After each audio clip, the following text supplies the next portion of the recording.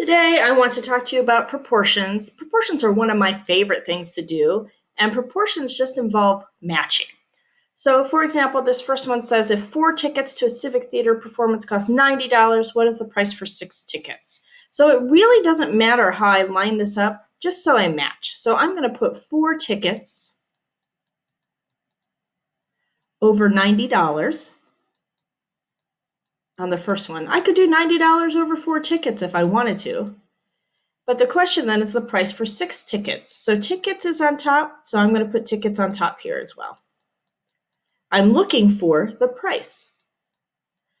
Then the next thing we can do is if you solve enough of these, you start to see that you can cross multiply and then divide by the one by this. Because when I cross multiply, I will have 4x equals 90 times 6, and then I'll end up dividing by 4. So I've learned this to just cross multiply and divide. So we'll do 90 times 6 divided by 4. We might say, oh, I could reduce here. This might save us some time because of this long division, although this one might be easier, just do the long division. 90 times 6 is 54, so 540, and then divide by 4. 1, subtract the 1, bring down the 4. 4 goes into 14 3 times. Subtract the 12, bring down the 2. 4 goes into 25 times. So this price is going to be $135. If you think about that, it should cost more, but not tons more. So it makes sense that it would be $135. There's lots of ways to do these problems. You could have found the price per ticket and then multiplied it by 6.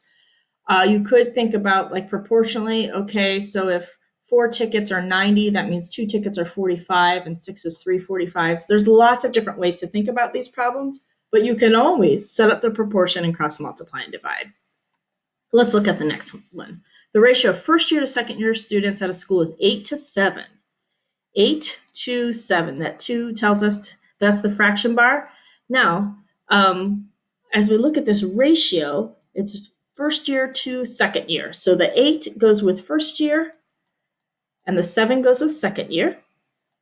Then it says 224 second year students. So since the second year is on the bottom, it needs to be on the bottom here. And we're looking for the first year students on top. Again, we'll cross multiply 224 times 8.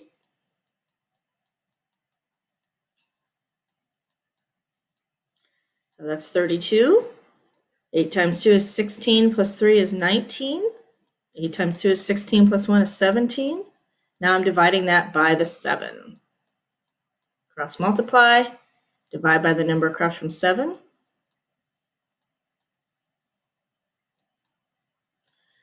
Let's see, that's twice, that's 14. 17 minus 4 is 3, bring down the 9. 7 goes into 39 5 times. That's 35. We subtract. The nice thing about, since you can't use a calculator, is they make our numbers very nice. 6 goes into 42, or 7 goes into 42 6 times. So 256 first year students. Check to see if our answer makes sense. Well, there should be more first year students than second year students. So 256 to 224. Sure, that makes sense. Next one, photographs. Photograph is 5 inches wide by 7 inches tall. So 5 inches, this is my width, and this is my height, width and tall. The new height will be 21 inches. So that tells us that goes down on the bottom. And we're looking for the width because these should match. They should be on the same level. So when I cross multiply and divide here, this one actually might just be easier to look at as equivalent fractions. 7 times 3 is 21. 5 times 3 would be 15 inches.